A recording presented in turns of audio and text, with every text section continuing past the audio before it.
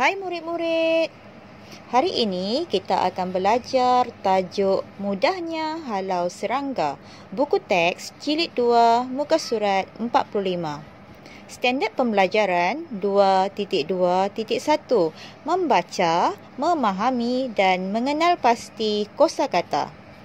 Objektif pembelajaran: pada akhir pengajaran dan pembelajaran, murid dapat membaca, memahami dan mengenal pasti kosakata serta maksudnya. Aktiviti mengenal pasti kosakata. Kosakata ialah perkataan atau rangkai kata yang menyatakan sesuatu. Baiklah murid-murid, sila lihat muka surat 45. Membaca. Tajuk: Mudahnya Halau Serangga. Ayah Hasan iaitu Encik Mahzan telah menyemai dan menanam banyak pokok paku gunung di kawasan rumahnya. Pokok-pokok itu untuk dijual. Pokok itu mendapat permintaan yang tinggi daripada peminat pokok paku pakis. Pokok itu tumbuh subur. Malangnya, daun pokok itu diserang ulat. Encik Mahzan telah mendapat maklumat daripada internet tentang cara menghapuskan ulat dengan mudahnya. Beliau tidak perlu menggunakan racun. Encik Mahzan menapis air basuhan cili kering di dapur rumahnya. Selepas itu, beliau memasukkan air itu ke dalam botol penyembur. Encik Mahzan menyembur daun-daun muda pada pokok paku gunungnya. Ulat tidak berani makan daun pokok itu lagi. Pokok itu subur dan menghijau kembali. Banyak orang membeli pokok paku gunung Encik Mahzan. Baiklah murid-murid, di bawah teks tersebut terdapat kosakata dan maksud. Di dalam teks yang dibaca sebentar tadi, terdapat 9 kosakata. Murid-murid diminta mencari maksud kosakata tersebut. Kosakata pertama, tumbuh. Kedua, permintaan. Ketiga, diserang. Keempat, internet. Kelima, racun. Keenam, basuhan. Ketujuh, penyembur. Kelapan, subur. Dan kesembilan, menghijau. Baiklah murid-murid, bagi kosakata yang pertama telah pun dinyatakan maksudnya.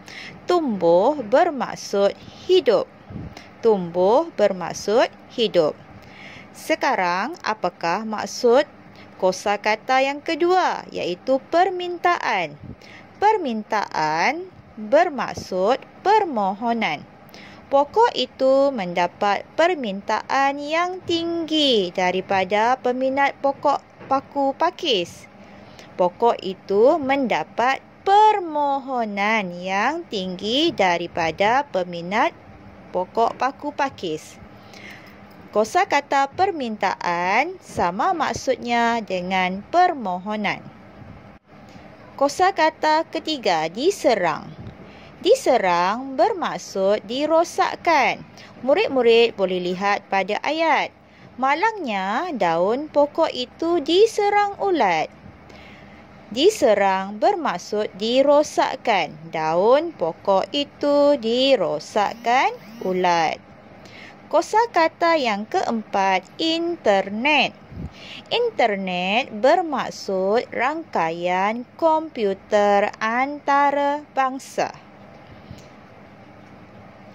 Kosakata yang kelima ialah racun. Apakah maksud racun? Racun ialah bahan berbisa yang dapat mematikan sesuatu. Cuba murid lihat pada ayat. Beliau tidak perlu menggunakan racun. Maksudnya, beliau tidak perlu menggunakan bahan berbisa yang dapat mematikan sesuatu. Kosakata yang keenam ialah basuhan. Basuhan bermaksud apa-apa yang dicuci. Baiklah murid-murid, seterusnya kosakata yang ketujuh iaitu penyembur. Apakah maksud penyembur? Penyembur ialah alat untuk menyembur.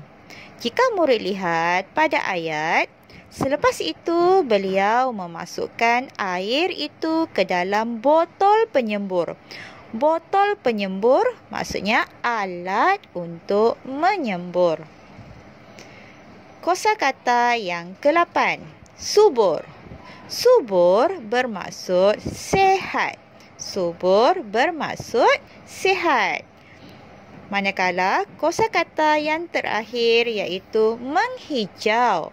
Menghijau pula bermaksud nampak berwarna hijau. Jika murid lihat pada ayat, pokok itu subur dan menghijau kembali. Murid-murid juga boleh tukar kepada pokok itu sihat dan nampak berwarna hijau kembali. Baiklah murid-murid, tugasan hari ini, murid-murid salin kosakata dan maksud di dalam buku tulis. Baiklah, sampai di sini saja pembelajaran kita pada hari ini. Sekian, terima kasih. Jumpa lagi.